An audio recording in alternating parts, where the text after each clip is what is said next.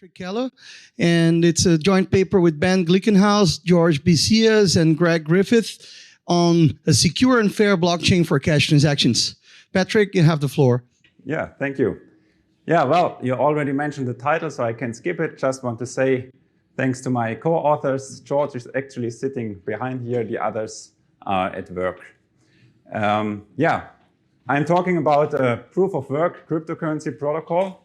So in proof-of-work consensus, we have this weird dependency cycle. We use, or we do some consensus on a blockchain. Into the blockchain, we write cryptocurrency transactions. Then we use the transactions to assign rewards, which should incentivize participation on a consensus layer.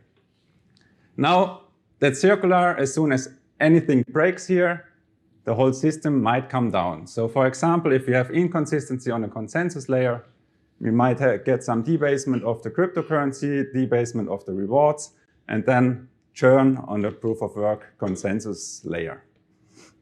Yeah, in Tailstorm, we tackle this dependency cycle, or we try to at least.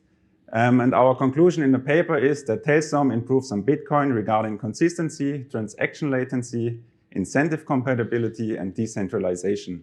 And we do that by tweaking all three stations of the cycle I've just shown you. Now, if we do that much tweaking and doing such bold claims as I do here, you would rightly ask, what's the evidence? So to convince ourselves and to convince the reviewers, we came up with some formal proofs, simulations, and reinforcement learning-based attack search. And we also implemented a prototype based on the Bitcoin unlimited Bitcoin client. That's too much to fit into the talk. So today I will only start from a protocol you all know, Bitcoin, then morph it step by step into the Tailstorm protocol. And then I will show you the evidence for the improved incentive compatibility. So let's go. Start from Bitcoin. You all know that. We have some proof-of-work puzzles. They are solved with exponentially distributed delays. The system enforces a sequential chain, and everybody is voting on the longest chain.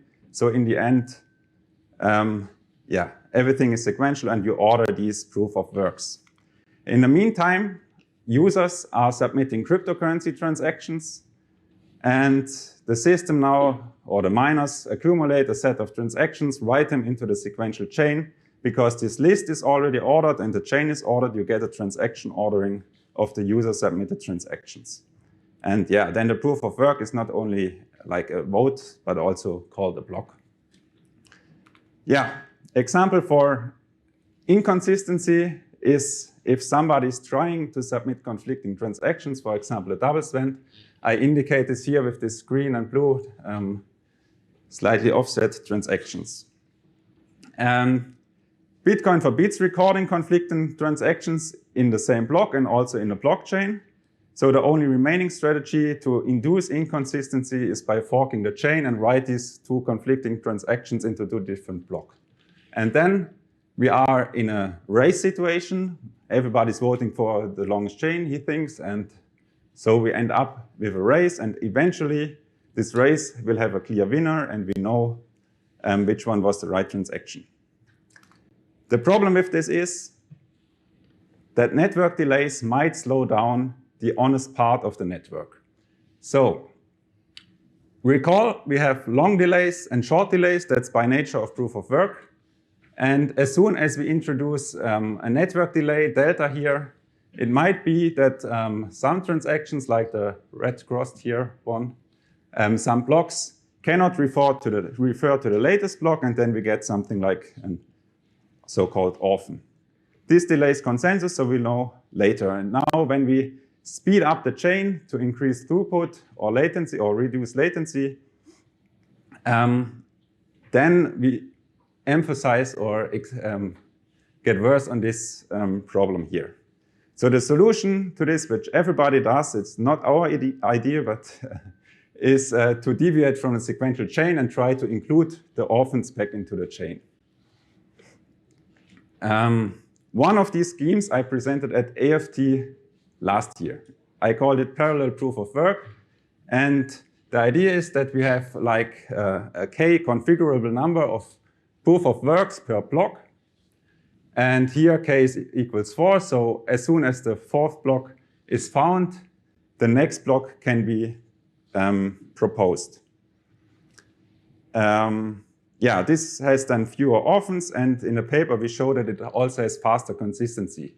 So in the paper we have a security argument for that one block here confirms the last block with a sufficiently low probability. We can give we can give upper bounds on the failure probability. So for example, if we choose a 10-minute block interval and k equals 51 votes per block, and set a worst case delay of 2 seconds, that's an assumption, then we fail only in 1 out of 5,000 cases. Yeah, so this is good for consistency. Unfortunately, it's incomplete with respect to cryptocurrency like transaction handling and also incentives. Let's start with the cryptocurrency part. So we want to bring transactions into order. Now I'm showing you here a parallel scheme that, has parallel proof of work, so that doesn't help you on the transaction ordering. So with this motivation in mind, we propose like this tree-structured voting in Tailstorm, where miners try to mine sequentially, like in Bitcoin, but if they cannot, they fork out into a tree. So here is the sequential thing, that's the tree. And by design, we take care that the consensus, the parallel consensus still works. So you can combine any of these votes here up to 4, or you have to have 4, or k, to propose the next block. Now, the tree structure has a partial order now. It's obvious this would be a total order. Here in the tree, we have only a partial order. But this is already quite useful to implement a cryptocurrency.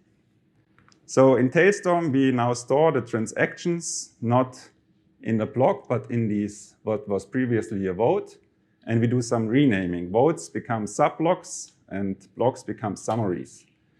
And then we have a partial order of the subblocks and a total order of the summary. Thanks. We store the transaction in the partially ordered subblocks, and this causes some issues. So you should recall that Bitcoin just forbids including conflicting transactions. And now I just said we have to allow for consensus to include these conflicting transactions when they are in different subblocks. We have to include them on chain. So we need a new mechanism, and the solution is to ignore invalid transactions instead of forbidding recording them. So both these transactions would be recorded, and then we prioritize by the number of confirmations within this tree, which is the good transaction and which transaction is to be ignored. That's quite similar to Bitcoin, where you also have like more confirmations implies longest chain, so your transaction is good. So here the green transaction would be preferred over the blue one because it has one more confirmation.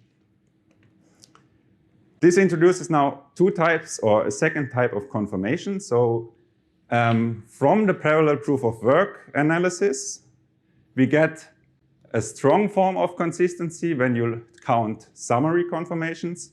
And we now have a weaker, more Bitcoin-style type of confirmation based on the subblocks. So this green one here has one subblock confirmation. So we inherit the strong or the better consistency from parallel proof of work, and we have fast subblock confirmations. And when we pick the example from before, we would have a subblock confirmation every 12 seconds. So this reduces first confirmation latency. Now we have talked about consensus, transaction handling. So it's time to do the incentives. In Bitcoin, it's quite easy. We have a constant reward. Every block or every proof of work gets 1 unit of reward. We can translate this to Tailstorm. So here I would just give each subblock reward 1. Summaries don't have a proof of work themselves. They are just something like a checkpoint, which is easy to produce. So they don't get a reward, these summaries here, but the subblocks do. We could do it, I said, because we know already that these constant rewards are not quite optimal. So you know the results from 2014 by Eyal and 14 by Eyal and Zürer about selfish mining. So let's have a look at the axis. So alpha is the attacker's mining power. On the y-axis, I plot long-term revenue. That assumes that the difficulty adjustment algorithm has already stabilized with respect to the attack. And the gamma is a network parameter that tells whether the attacker is strong for gamma equals 1 or whether it's weak on the network level for gamma equals 0.5.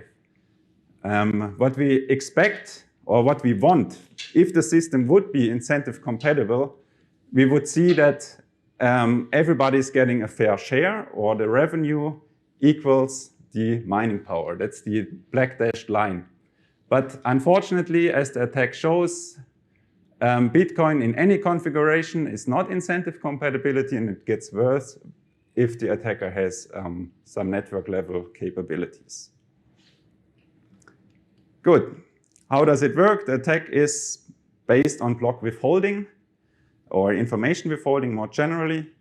So our motivation was to think about whether we can do something about the withholding directly to avoid this incentive incompatibility here. So let's have a look again at the Tailstorm with constant rewards. That's the example from the previous slides. And as you can see, if somebody starts to withhold blocks, we get some evidence on the chain. So if nobody is withholding, everything is sequential, but if somebody starts to withhold, we get a wider tree. So based on this observation, we can now punish withholding by reducing the rewards. And in Tailstorm, we do it by setting a budget for rewards. That's the depth of the tree. So this tree here has depth 4, so it gets budget 4. And this is only depth 2 on the right, so it gets budgets 2. And then we distribute this budget evenly among all subblocks, so all participants in this tree. Why do we do it evenly? That's simple, because from looking at the chain, we don't know who was actually causing the tree to be wide. It could be benign network delays, we could have withholding, whatever you can imagine. So we punish withholding by discounting rewards. And now the question is, does it work? To convince ourselves, we came up with this pipeline. So I implemented a network simulator that is largely independent from the choices made by the protocol designer. That's him. And so you give me a file that implements the protocol. I put it in a network simulator. I get out of it an MDP. The MDP is in an implicit form. It's based on simulation. It's there, but we don't have a mathematical description for it. And the right tool for use to solve such games is machine learning. And that's what we used. So we did reinforcement learning, Ben and I, to find some optimal policies to attack the protocol with respect to maximizing incentive revenue, the revenue stream.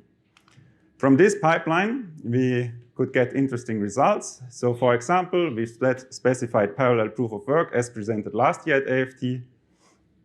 And we found out that it performs worse than Bitcoin. So the blue line here is Bitcoin, and the red line is parallel proof of work as shown last year. And the revenue is higher in parallel proof of work, which we don't want.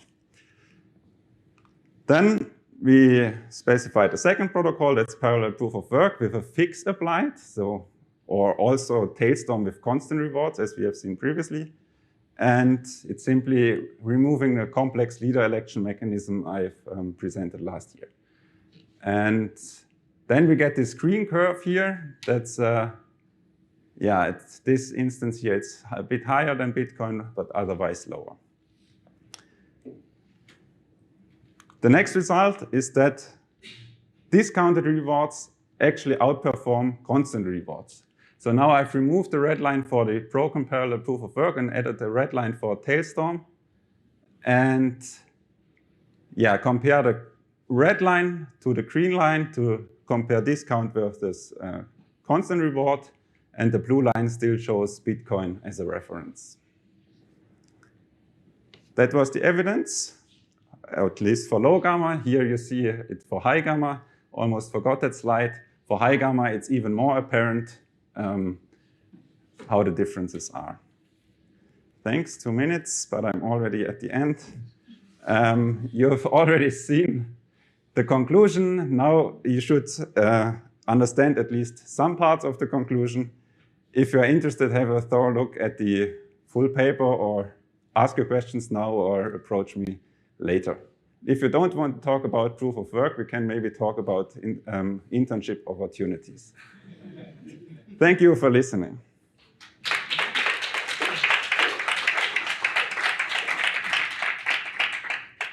Well, thanks, Patrik, for the talk. And do we have any questions from the audience?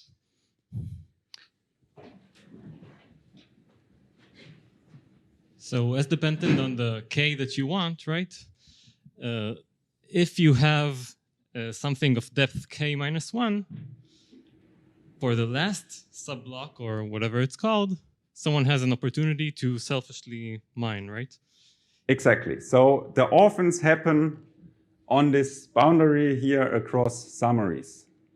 So if somebody mines a fifth one here forking off, the summary enforces that there are only 4, so some is lost, and withholding could be advantageous to the attacker. That's exactly why we try to find the attacks. So we try to be smart coming up with our own attacks, but we were not convinced that we actually found them, so we came up with the reinforcement learning to double check whether we found the best strategies or not. Do we have more questions from the audience?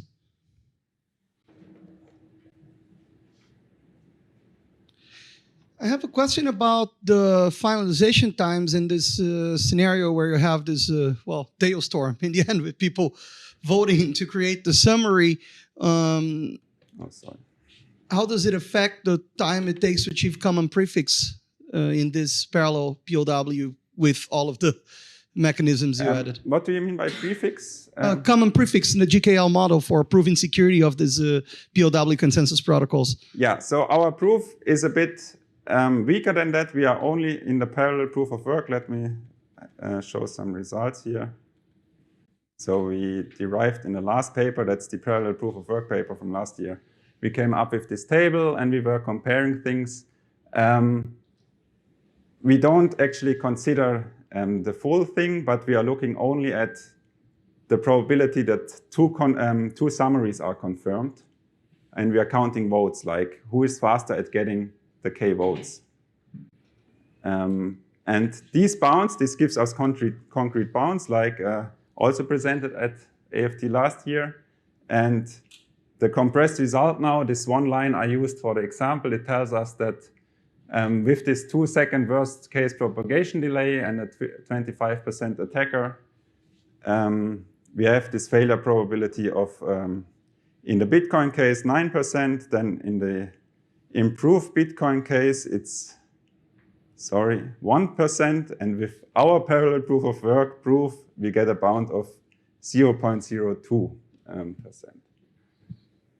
Thanks for the answer. So let's thank the speaker again.